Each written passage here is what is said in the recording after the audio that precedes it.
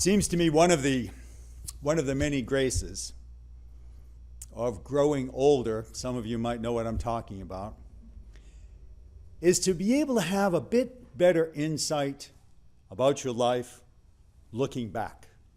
And as you have an opportunity to think back through the years, oftentimes amazed at the depth and magnificence of the blessings that God has given to us, each of us, all of us, in our different journeys, each one being thoroughly unique and different. But we can see more clearly, almost like that old saying, hindsight is 20/20. We can see more clearly looking backward how blessed we have been, and we are. And also we can recognize, looking back, sometimes how foolish we've been, sometimes how mistaken we've been, sometimes how arrogant and petty and selfish and on and on. We see that with greater clarity, I think, looking backwards. And when St. Paul's writing to the community in Corinth, very aware of his journey up to that time, he puts it in the context of the race that he's running. He knows that he came into the race with a lot of struggle, but now he realizes he wants to give it his all. He wants to compete with everything he's got to get to the finish line, for he is fulfilled by virtue of being in that race, for him preaching the gospel of Jesus. And Jesus speaks to us in the most amazing ways about how you really can't be blind and lead another blind person without everybody falling down. That's oftentimes, when we look back, we recognize we've done that. We understand that. We know that we sometimes do that. We're so easily able to critique the actions of another without recognizing our own inadequacies and our own failings. So the Lord's cautioning us to be a bit more reflective about that whole journey. And then on this feast day, the feast day of the name of Mary, we're reminded that God, who knows us so well, has given us this gift immeasurable in its magnitude. He's given us Mary. He's given us the mother of Jesus, who is, as we know, our mother as well.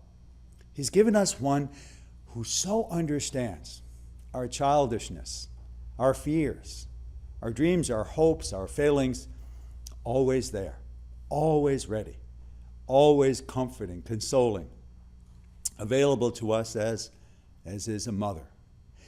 So today, when we think about Mary's role, and we think about that name that we first hear when we hear the angel Gabriel's calling, Hail Mary, Hail Mary.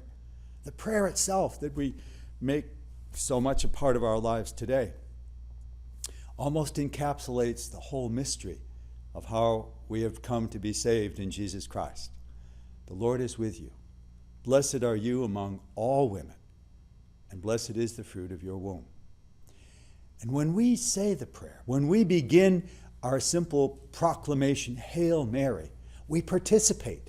We participate and insert ourselves in the midst of the mystery and the beauty of our salvation, in Mary's Son, coming to understand, to comfort, to forgive, to support, to lead, to encourage, to coach us in the race of our own life. For one way or another, we're all in that race. We're all seeking to get to the finish line. But we have a particular capacity through Mary to reach the finish line. No matter our inadequacies, no matter our fears, no matter whatever, we can reach the finish line.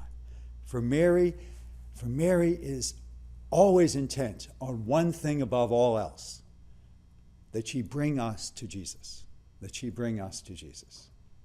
And so in the race of our life here on this feast day, and on all the days and nights and weeks and months of our life, looking to Mary who will always lead us to Jesus, who is in fact the finish line, which is the dream for all of us. And here at Eucharist, we encounter the very same, the mystery of this God, the one who is the Lord Jesus, the source of all love and the finish line of our lives.